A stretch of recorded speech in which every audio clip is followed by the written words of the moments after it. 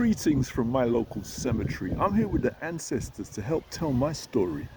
Now, last October was a time of strife because I found out prostate cancer was in my life. On the screen of an MRI scan, I saw 11 millimeters of death ready to kill this man. But this news didn't give me too much trouble because I started to see it from a different angle. I had nowhere to run to and nowhere to hide, so I looked at it from another side. Now, cancer had been in me for quite some time. I had no symptoms and life was fine. If I never thought to have that blood test, I could have reached stage 4 before knowing the rest. Had it not been for that one blood sample, the next news I got could have been terminal. So the test result was like a beacon of light, waking me up to prepare for the fight. 6 months later, I was in the ring, in the operating theatre, ready to do my thing. 8 weeks ago, the fight took place, and cancer was kicked into outer space.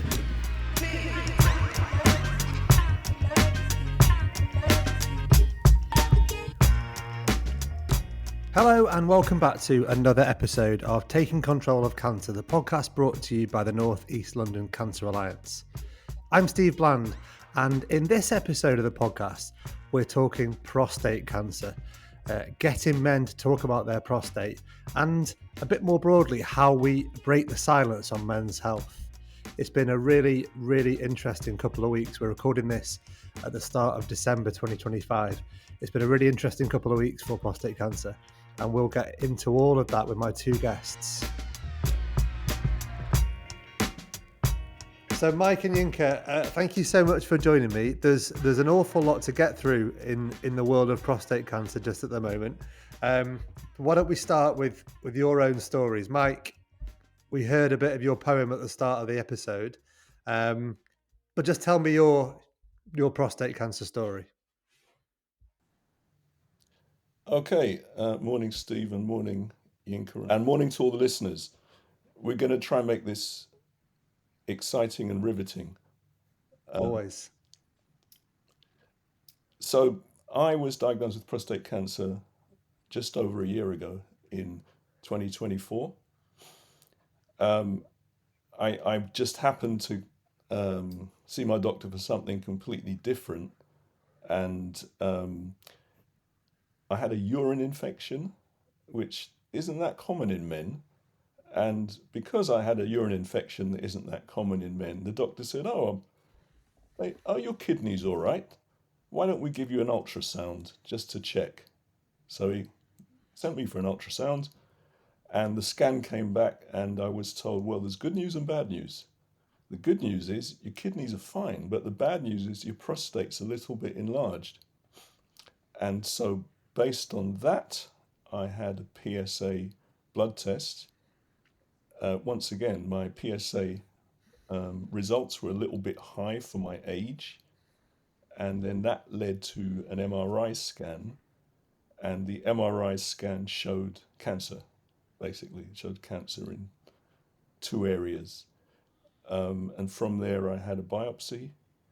I was very keen. I asked for a biopsy on the spot in the same meeting that they were showing me the MRI scan. I was a little too eager because, for those that don't know, if you have a local anesthetic for a prostate biopsy, it's kind of painful. And although there are some men who don't feel pain, I'm not one of them. I'm not either. No, not me. So the team tried their hardest, but they said to me, "Look, you're moving around too much." And I said, "Well, if it was you, you would be." So I came back and they put me under general anesthetic and they did a full biopsy.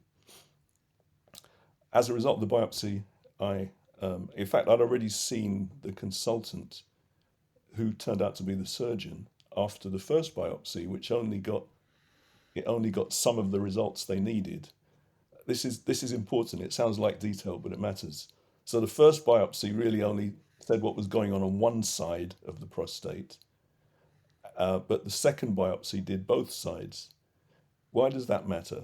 Because the first biopsy revealed a more aggressive cancer tumor, okay, which had to be dealt with in some way. And again, for those that aren't in the world of prostate cancer, if if the score, there's a thing called a Gleason score. So if the score is below a certain level, the medical team will recommend something called active surveillance. That means watch and wait, but don't do any kind of operations or treatment. But the first biopsy I got on one side of my prostate showed that the score was high enough that some treatment had to happen. So while I was waiting for the second biopsy, the consultant was already saying to me, well, actually, we might as well go ahead and take out the whole thing, remove the prostate, because it's probably cancerous all round. And I said, well, I'm not quite sure. It was a female consultant. And one of the things she said is, well, if it was my brother, I'd tell him to take out the prostate. To which I said, well, you don't have a prostate, and it's me. So I was. What tends to happen with prostate cancer is most of the time men are offered either a removal, which is called prostatectomy, or some combination of radiotherapy or chemotherapy. What they're not usually told is that there are newer treatments that fall under the heading of focal therapy. They're called focal therapy because they focus on one area of the prostate. And what I asked my consultant was, do you offer focal therapy? And so that involves either freezing or burning that little bit of cancer, but leaving the rest of the prostate alone. It's not invasive, so they do it from outside. They don't have to cut you open. And I was interested in that. So before I had my full biopsy, the surgeon was really against it and was saying, well, you've probably got cancer all over. We're going to have to take the whole thing out. So I said, no, let me wait. When I had the full biopsy, it turned out that the cancer on one side wasn't that severe. So I only had one side on which it was relatively aggressive. I asked the question, if a man came in with only the lesser side, if someone came in with the lesser level of cancer only, would you operate, would you treat, or would you put him on active surveillance? And the reply was, oh no, we'd just put him on active surveillance. So I said, right, in that case, use focal therapy on the bad side. That's the non-invasive treatment. Leave my prostate where it is, and I'll take my chances with active surveillance for the other side. And once we agreed that plan of action, the surgeon, to her credit, was on board, and she actually did the operation. So what's fascinating is that some surgeons do all the different procedures. This surgeon was able to do prostatectomies or focal therapy. And the happy ending is that I had that focal therapy. The most difficult thing was having to wear a catheter for 10 days after the operation. But after that, I made a complete recovery. My PSA readings have gone down steadily in line with expectations. I've had no side effects. And the side effects that men have to expect or may expect, the risks of any type of prostate cancer procedure are side effects around incontinence and side effects around erectile dysfunction. I haven't had any of those, and that's not an accident. It's because I picked a less invasive treatment. Were you confident in sort of driving ahead with your own plan? Because I know, when you're first diagnosed with cancer, it's a bit of a whirlwind, isn't it? There's so much going on. You're thrown so much information. A lot of it you don't. I think back to when my first wife Rachel was diagnosed. You're just told things, words you've never even heard before, and expected to understand what they all mean. And I think going against what you're being told, or asking for different opinions on what you've been told, is quite a brave thing to do. I wonder how you kind of felt. Did you feel kind of confident in what you were saying? Or because I think with a lot of people, the temptation, even if you've read things or you've been told different things, the temptation a lot of the time, for good reason, is to go with exactly what you're being told. That's a brilliant question. So before I say anything else, deepest condolences on the loss of your wife. Thank you. Um, I think from my life experience of dealing with the NHS, um, there's a concept called self-care, and there's a concept called an expert patient. And all of these terms are supposed to be good practice. So in the world of the NHS, it's regarded as good if patients empower themselves and find out about their care instead of just relying on the medics to explain everything and to do everything. But even though that's regarded as good practice in the world of the NHS, in reality, myself and many other people find ourselves overcome with information. We don't have as much background details as the medical team normally. And sometimes we feel that we're pushed to make decisions without enough information. So we kind of have to make it up as we go along. And in my case, what this meant was once I got over the initial shock of finding out I've got cancer, and as I said in my poem, I found out I had cancer by seeing the tumor on a screen. I literally saw my tumors on a screen um, at, after the MRI. I saw what it looked like, I saw how big it was, and there was absolutely no doubt after that. So while you're trying to process the trauma of knowing that you might be dead soon, because you don't know, right? While you're trying to process that, Yeah. you've got to think really fast. Do I know enough about the options?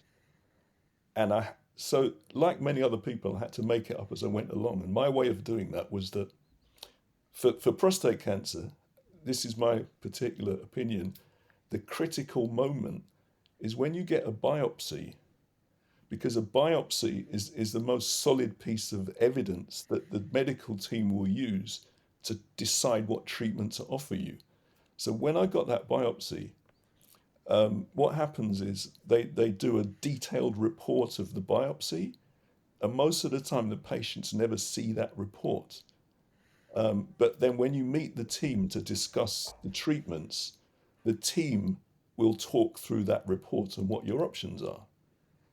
So because I was aware that there was a biopsy and they had a report that explained in detail what the cancer was like, I basically bullied my GP to get a copy of that report before my appointment with the consultants. Um, as Michael Caine would say, not a lot of people know this, but your GP, every time you get tested at the hospital, not a lot of people know this, every time you get tested at the hospital, your GP has instant access to the test results. You don't always have access. So nowadays you can go online and get your records, and what you'll find is that it will tell you can't see the result until after the consultants have spoken to you. Good.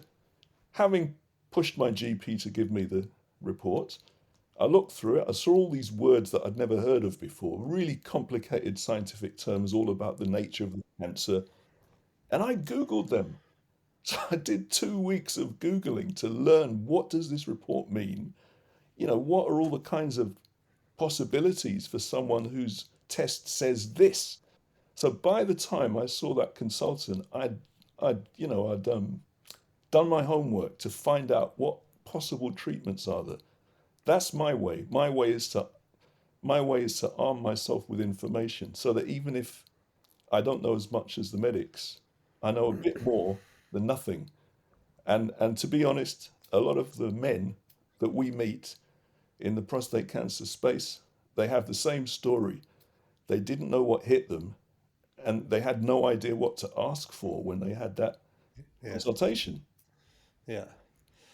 Yinka, let's bring you in here because I want to hear your story and maybe how your way of thinking compares to mine. Tell me your story. Yeah, morning, Mikey. And also condolences to you and the family. Yeah, thanks for sharing about your wife. Yeah. Thank you. Yeah. So I was diagnosed June 2023. Yeah. Like a lot of men, I was one of those men that really goes to see the doctors. I just get on with life. I'm very active, a keen cyclist, play football, an athlete. I play badminton, tennis every week, 3, 4 times a week. So yeah, so my father-in-law years ago, he was diagnosed stage 4 prostate cancer, and just he was a bus driver, and out of the blues, the shock, and we watched him just waste away. He had the chemo, the medication afterwards didn't agree with him. It was at Whittington, and he just dried up before our very eyes. He had a catheter. He hated every single minute of it, and he passed away unfortunately. And from that, I just said, you know what? I'm going to go to the city doctor. Went to my GP, and I said to him, can I have an MOT? Just do the whole thing through a blood test. And they had a blood test. Months, thought nothing about it. Went back to work, carried on my life. Um, Months later, I got a letter from the urology department from Homerton. Said, "Oh, you had a blood test?" I said, "Yes." We got the results, and I said, "Okay, that's fine. Coming to see us." And I'm thinking, "Okay." We went to see the urologist, and he said to me, "Your PSA is a bit high. There's no concern. We'll just keep an eye on it." He said, "Come back in 2 weeks' time." Went back in 2 weeks' time. He said, "I just need to do the what's it called the an examination on you, but the finger examination, yeah, to the back passage." And I'm thinking, oh my days, no, I thought they don't do this anymore. Yeah. And he said, it's nothing. Yeah, it just takes seconds. If you want a chaperone, I'll give you a chaperone. I said, no way, I don't want a chaperone. Just do what you're gonna do. Did the stuff, and within seconds he said, yeah, your PSA is a bit high. Yeah, I'll send you for an MRI. Yeah. Weeks later, got an appointment, went for the MRI, same thing. And looking at this, it was about 3.8. It wasn't that bad. Yeah. But what I found out with months afterwards, it just kept going high, and it ended up in 4.5, and a biopsy. Unlike Mike, with biopsy, I heard about it, I read about it. I just asked them, just knock me out, knock me out. Take me out. I wasn't strong enough, man. And you know what they did? It was a Homer thing, and they took 18 tissues, and I remember coming out of that, and I was still bleeding. The pain was not nice, but we did it, and the results came back, and it said June 6th, we're going to call you with the results. And looking back at this, I had no symptoms. I wasn't in any form of agony or any pain.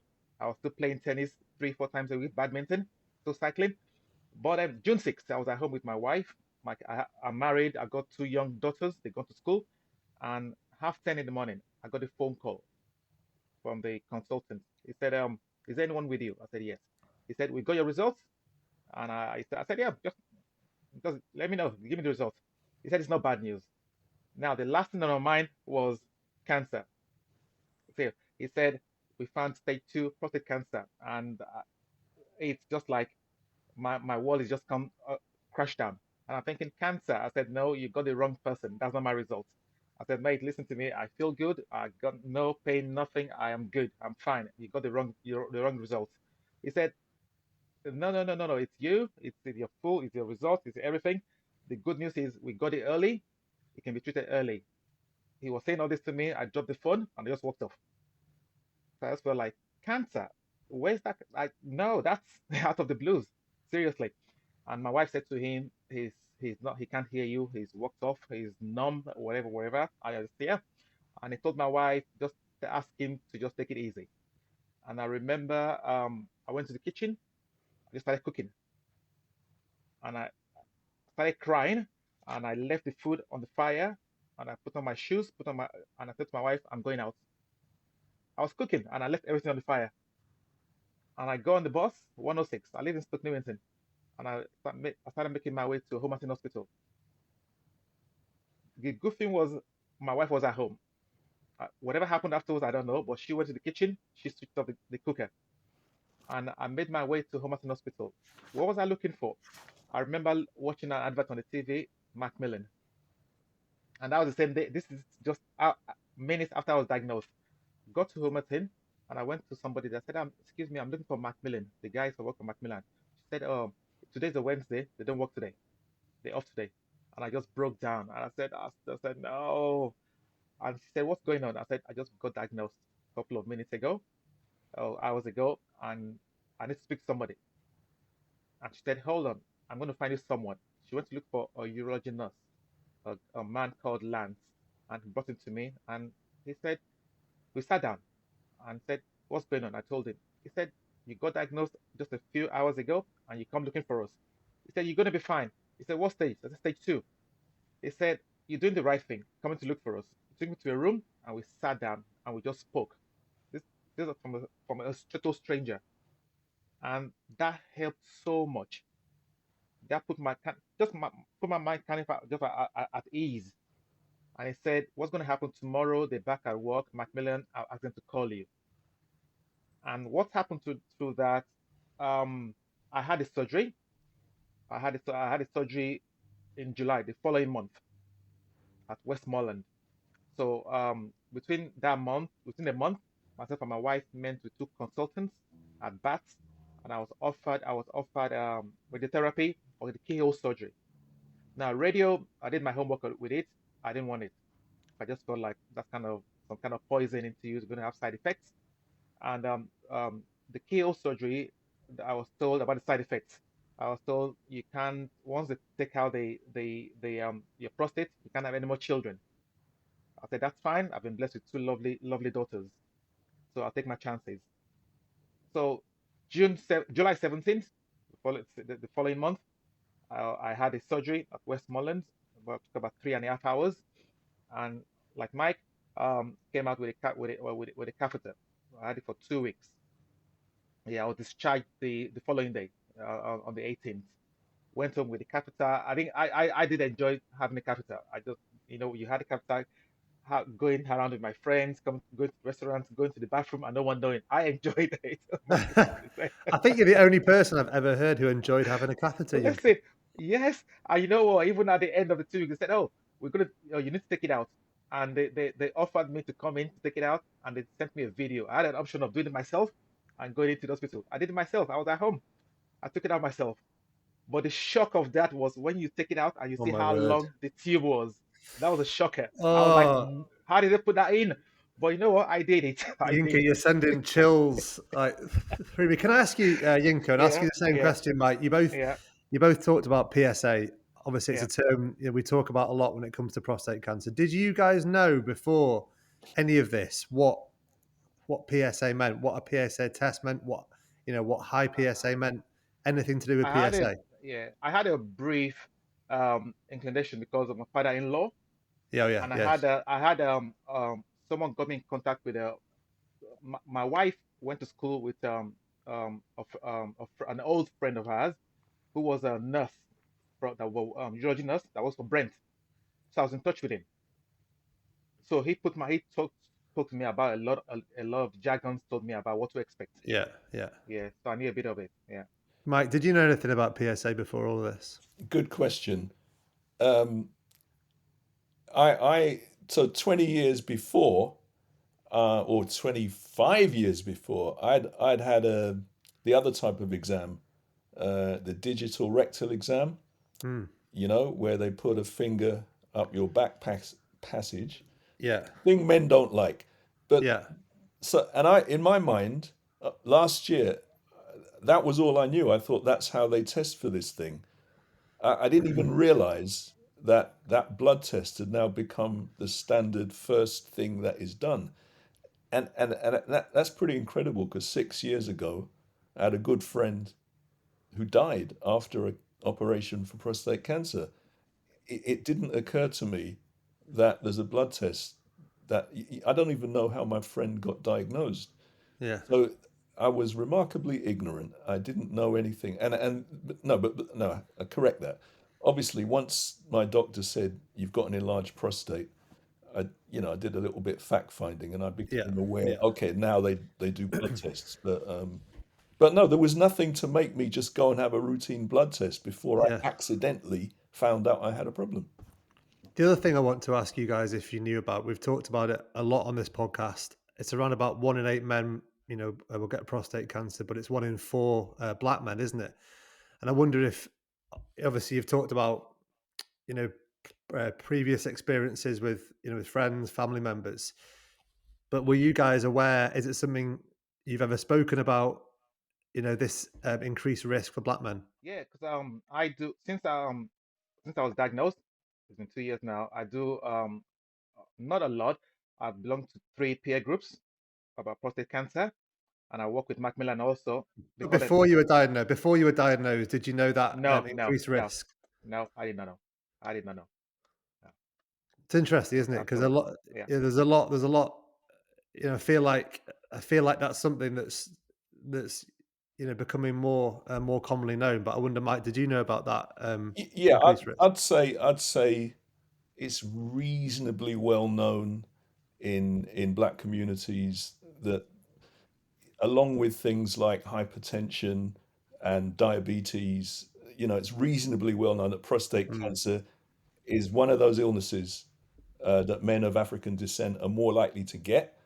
But in terms of the stats, you quoted that 1 in 4 figure.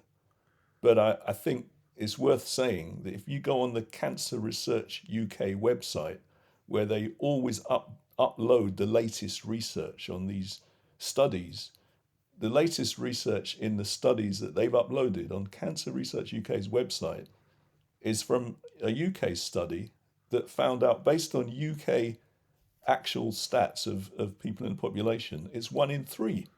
right. Wow. So one in Wow. three black men in the UK are likely to get prostate cancer in their lifetime. Yeah. It's an And I extraordinary mean, thing.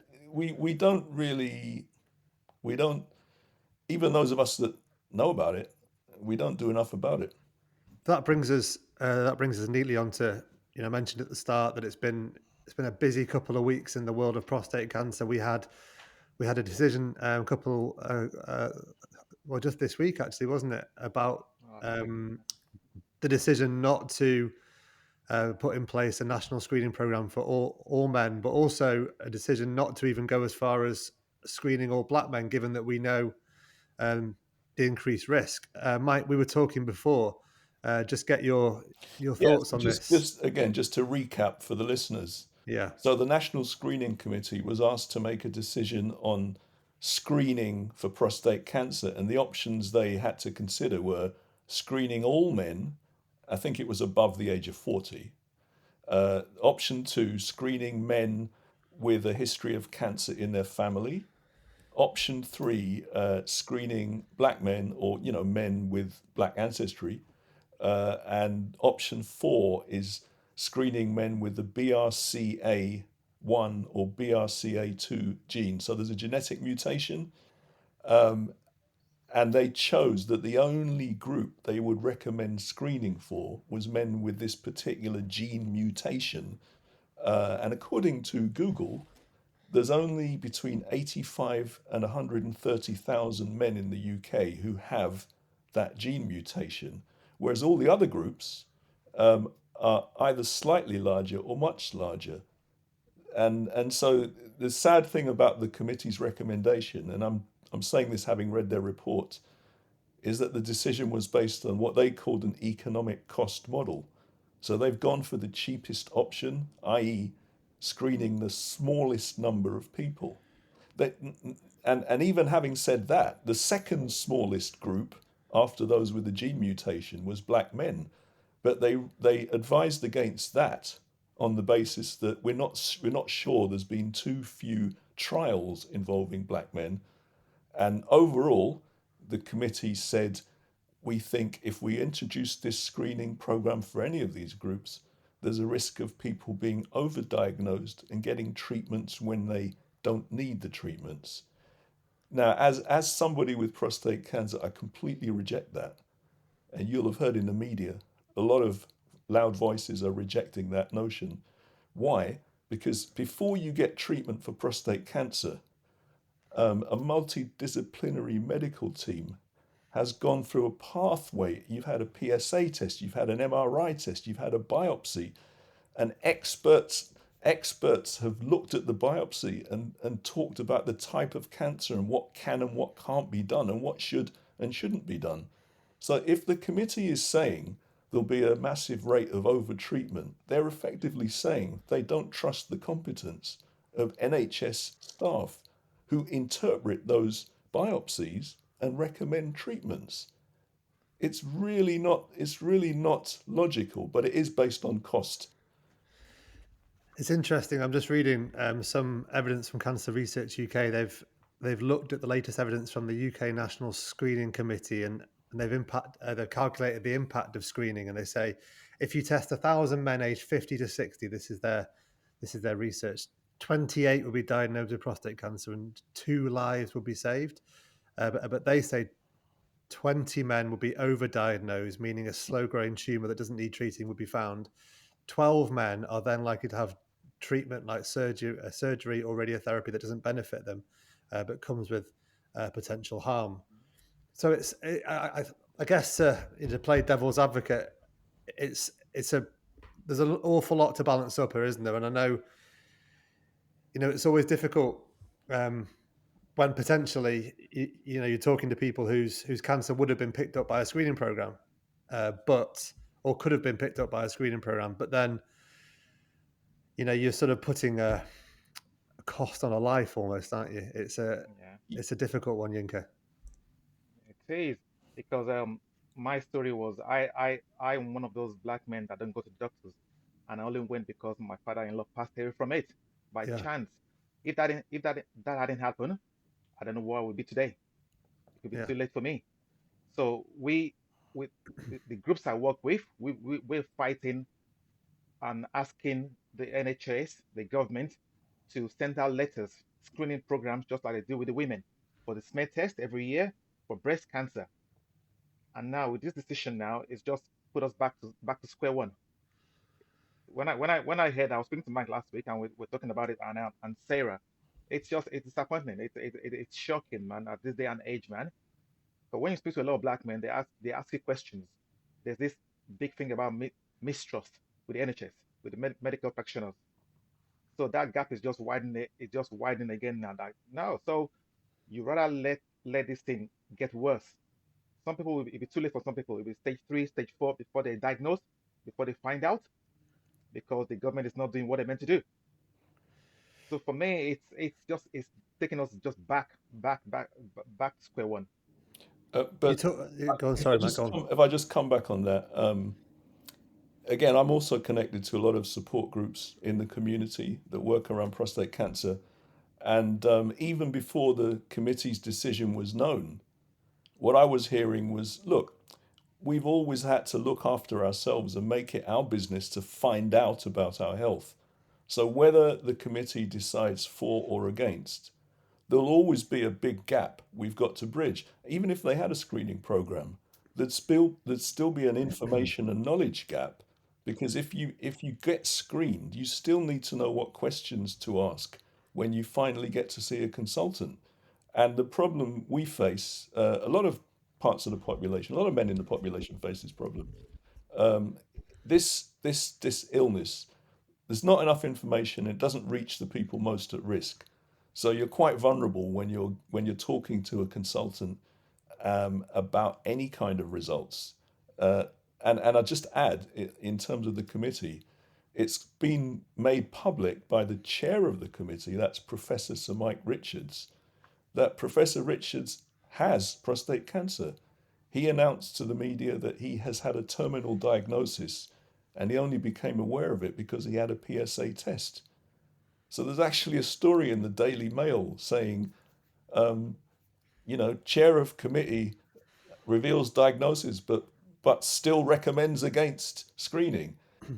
It's one of those little ironies. I think the decision was made because of cost, but I do think that regardless of the committee's decision, we also have a responsibility in all communities, men and women, to empower ourselves with knowledge about the risks of cancer, just like the risks of smoking and diabetes and everything else. Because if we don't do that, we may die anyway. You've both talked about the work that you do in that. You both do in that respect. Talking with your communities, talking different groups that you're involved in. What are the kind of attitudes, the reactions, the misconceptions maybe that you guys encounter most when you're talking to men?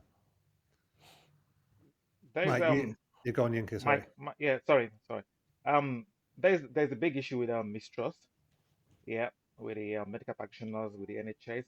Um, some men will when they get diagnosed, rather than going through what we've been through, having the surgery, radiotherapy, focal treatment, and focal therapy treatment, and so on, they rather go the holistic way and alternative medicines. Which, uh, looking back now, because I was diagnosed in June, I had a surgery in July. I felt rushed. I felt a lot of pressure.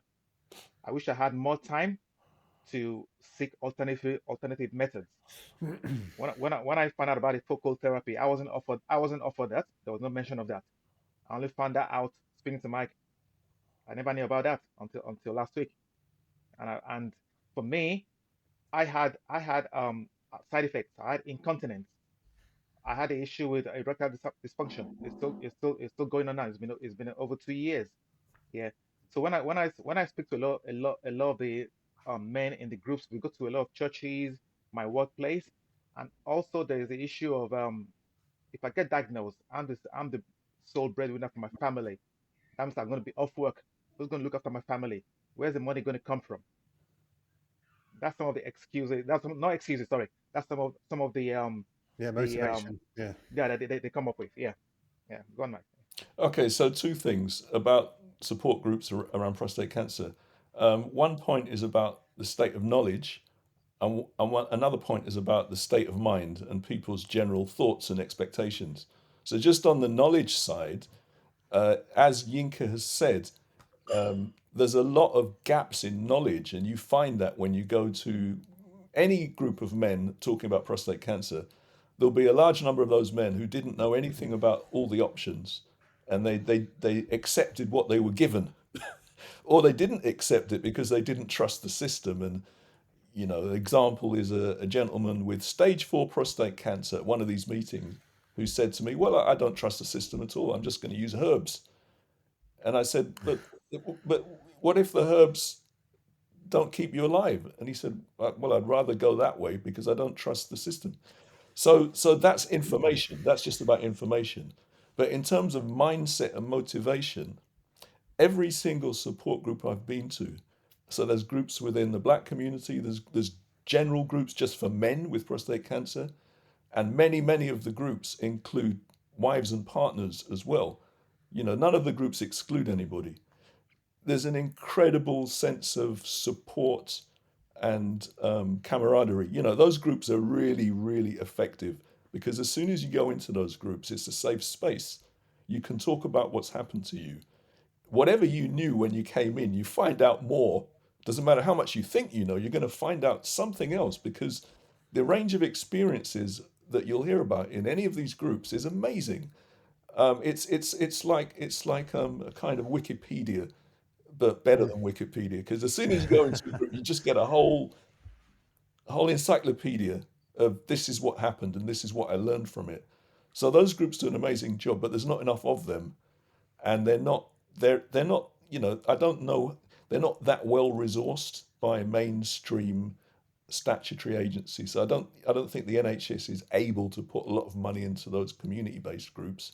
But the sad thing is, I'll give you another example. I was asked to take part in an online discussion about trials for new medical treatments around prostate cancer. So one of these, it was kind of, a medical team has set up these focus groups to talk about men who've been asked to take part in trials. And this particular group was black men. So there were about 6 or 7 guys in the group. Of those 6 or 7 guys, um, 2 of the guys in the group, I remember particularly, they'd never been to any kind of support meeting, and they both said they'd considered taking their own lives and they didn't know where to go to. So that focus group changed from being about clinical trials to being about trying to advise these 2 gentlemen what to do. Don't kill yourself. So there's a lot of isolation for men who've got prostate cancer across all of society because it's not as high profile as other illnesses. And the final thing I'll say, we heard recently that David Cameron announced he had prostate cancer. And lucky for David Cameron, he got treated by focal therapy. HIFU, that's high intensity focused ultrasound. By coincidence, that's the same procedure that I had, HIFU. When I go to meetings, support groups about prostate cancer, an average of probably 80 or 90% of people in those meetings have never heard of focal therapy or HIFU. They don't know it exists and they weren't told about it by their doctors. And even if it's only suitable for some patients, uh, there's a real problem that the general population of men are not aware of the range of treatment available for the cancer. It's the biggest cancer killer in the UK. Prostate cancer kills more people in the UK than any other form of cancer. And yet the average man probably only knows, oh yeah, you can take the thing out or you can have some kind of radiation applied to it. And that is a sad state of affairs. These community groups, I think, not just in prostate cancer, and I think particularly as you alluded to there, Mike, for men who probably aren't stereotypically as good at speaking to each other, aren't as good at sharing. These peer-to-peer support groups are so important, aren't they, Yinka? For knowledge, knowledge is definitely important, but just that emotional support as well. It is because, like, the saying goes, knowledge is power, and it gives you so much strength. Even from, I only met Mike last week, and from speaking to him, I've learned so much. Serious, so much, man. Serious, and I spoke to some of the guys from my groups about after speaking to Mike about the focal therapy. Going back to that, none of them was ever given that option also, and it makes you wonder why. Is it a cost? Seriously, I don't get it. I don't get it. If Mike hadn't asked for that, he wouldn't have gotten that. Seriously. But going back to the groups is very, very good. Being part of the peer group is very empowering. And you learn, like Mike said, you learn so much from each other. Absolutely. So the message out there, if as a man you have the misfortune to be diagnosed with prostate cancer, go and find a support group. They're incredibly helpful and supportive. And there's national ones, there's local ones. They're all over the place. There's not enough, but there are support groups out there. And Yeah. if you've never been diagnosed with prostate cancer, this is something that both Yinka and I will have told every man we know. Go and have that blood test. That's right. In fact, when I first got diagnosed, and they for some reason they took me to hospital to do a test of my heart rhythm.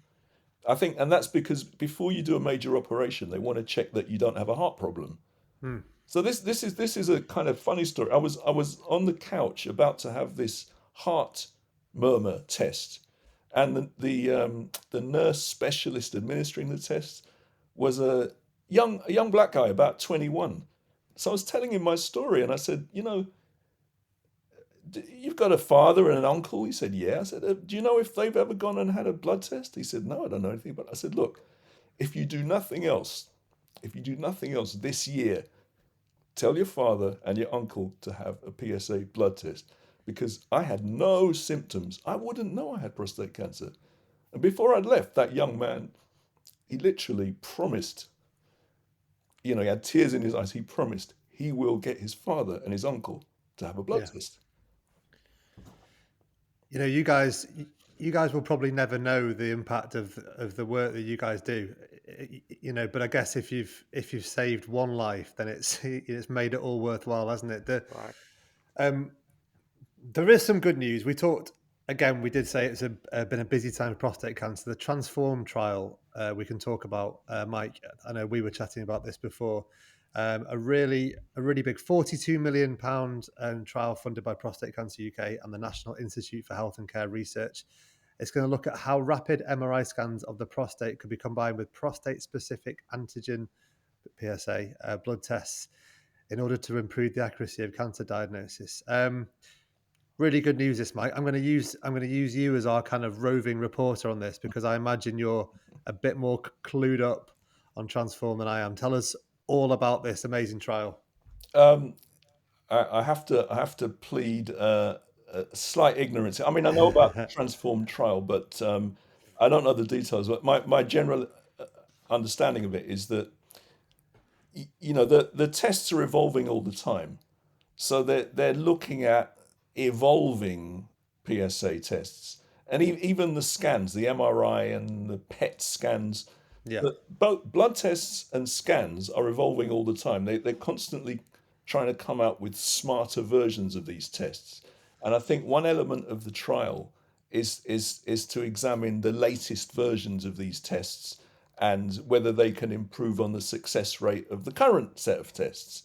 Um, but in terms of the community, in terms of the black community of men, one of the one of the things of the Transform trial that's been spoken about is that because it's going to deal with a relatively large sample, it will try and make up for the lack of evidence about black men's experience in terms of testing and diagnosis and so on. And the reason that matters is because the National Screening Committee has said, look, although we've said no, you know, we're going out for consultation, and if the Transform trial comes back and says something different, we'll have to consider that. So the Transform trial, among other responses to the consultation, can possibly change those recommendations about screening. So it's a good thing, yeah, but it's got a lot of targets. It's Yeah. looking at evolving tests and trying to fine tune the tests that are out there. It's it says here the trial will recruit men aged 50 to 74 with a lower age limit of 45 for black men. You can't, if you're listening and you think you'd love to get involved, you can't actually volunteer for the trial. But Prostate Cancer UK are strongly encouraging, as they should, anyone who receives a letter to take part. And I guess that sort of brings us on to, we talk about this when we talk about any screening or any tests that are available. If you are able to get a PSA test, there's probably a lot of men who are able to still get them that don't. Ignore family risk, ignore other risk factors, and still don't. What would be your kind of message to anybody listening Okay. who maybe is thinking, I mean, we're talking to people who maybe do qualify for a PSA test, but what is your message to those guys who who aren't maybe clued up, who we think you need to get yourself clued up on these things, or if you do qualify for a test, what's your kind of message for them? Okay, I'll go first on this one. Um, First of all, there's a perception out there, even now in 2025, that being tested for prostate cancer still involves somebody with their finger up your rear end. Well, the good news is that the current NHS pathway to test for prostate cancer begins with the blood test, because as as inaccurate as it is, that blood test is more accurate than a digital rectal examination. So the first bit of good news is, if we're saying to men, get yourself tested for prostate cancer, no one, the NHS is not now expecting to be putting a finger up your rear end. You will get a blood test. It's quick, it's painless, right? And it will at least tell you whether you potentially have a risk of prostate cancer. So our message, or my message, would be, get that blood test. Just like you get tested for other things, because when you're over 40, I think it is, they send you a kit in the post for bowel cancer. You get it every year. And when you're, I think, also over 40, they bring you in to check your blood pressure and your heart, all of those things. The GP does all of that. Because they don't do these things for prostate cancer, everybody has the right to ask their GP for that blood test. You don't pay. I think it costs about 20 quid to the NHS, literally. And it can also reveal you may have other conditions. Like there's a condition called prostate enlargement. And it's not cancer, but it's worth knowing about it because there's ways you can treat that. So it's a really, really sensible thing to do for men to go and have that blood test. And I would urge every man out there within the age bracket, so men in general over 50, I think, black men or men of any kind of African descent over 40, go and have that blood test. You've got nothing to lose but your chains. Absolutely. I think the bowel cancer, I think I'm right in saying it's 50 for the bowel cancer Okay. screening. But Yinka, follow on from Mike. Yeah, what would your message to any guys listening be? Yeah, I'll say Mike and myself are living testimonies that if you take that bold step and go have that blood test, have that blood test tested, you never know what they're going to find, like Mike said, and you get a second chance in life. Within the 2 years I was diagnosed, if I hadn't gone for that blood test, I don't know what would have happened. I was blessed with a 1 year old granddaughter. Oh, Okay, beautiful. so you never know. Life is precious, man. Life is precious. It's You're beautiful. never So old enough. yeah, You're never old enough I'm to be a grandfather, Yinka. Don't give I'm me 50, that. I'm 56, 56. If so, no chance. But you know what? It's a blessing. It's a blessing. Absolutely right. And the way I look at life now, I look at a different kettle of fish. I've been blessed, given a second chance at life. Yeah. And that's why I said, you know what, I'm planning to retire in the next 4 years, God willing. And I said, you know what, I'll work part-time with Macmillan. I even work hand in hand if they give me a chance with the screening. Because I was even thinking of why don't we have the mobile screening trucks drive around to football parks, to parks, to shopping centers, to have people who are just going there, have a blood test, men go just do it on the spot. Why can't we have something like that? I think that actually has happened in some areas, but not across the board. Yeah. But can I just add one more thing? Yeah, absolutely. Steve, you wanted to know what we have to say to men in general. Yeah. Well, this point is to all men that drive a car, to all men who drive a car. If you never bothered to get an MOT, your brakes could fail and you'd be history. If you never checked on the state of your motor, you could crash the car and join your ancestors. So if we don't check our health before things go wrong, we may not get to live a life that is long and strong. Wonderful. Love a little poem to finish. Hey, listen, just before we do finish though, if anybody, maybe has been diagnosed, anybody listening who is looking for support, aside from the community groups you've talked about, where did you guys look for support? Can we signpost anybody to any resources online, any places online that you guys look for? Yinka's already mentioned Macmillan. Yeah. Yeah. Macmillan were very, very helpful for me, and they although they don't do it now, until recently they had a special service to do with employment and benefits. They've actually closed that department because of resources. But it was incredibly helpful because I did not have a good experience with my employer when I told my employer that I had cancer. And Macmillan were really, really good on that. So Macmillan, very knowledgeable. The other knowledgeable, Prostate Cancer UK, because their website Yeah. has full details of all the treatments and all the options. And a lot of men who only know what the doctor told them haven't perhaps looked on that website. Very, very useful website. Prostate Cancer UK and Macmillan in terms of national bodies. Locally, it varies depending on where you live. But yeah, let's shout out to the North East London Cancer Alliance, because if you live in North East London, there will be somebody you can call, and I'm sure Paul can give us that information before the end of the podcast. I'll make sure the information's in the show notes for this episode, so people can look at the website and find out where to go. Where did anything to add there, Yinka? Any more resources that you found There's useful? Macmillan definitely, and then also the Maggie at Bath. Yeah. They were also very helpful. Yeah, they were very helpful also. Yeah. There are a lot of support groups online. Yeah, there are a lot of individual groups online. Yeah, out of London.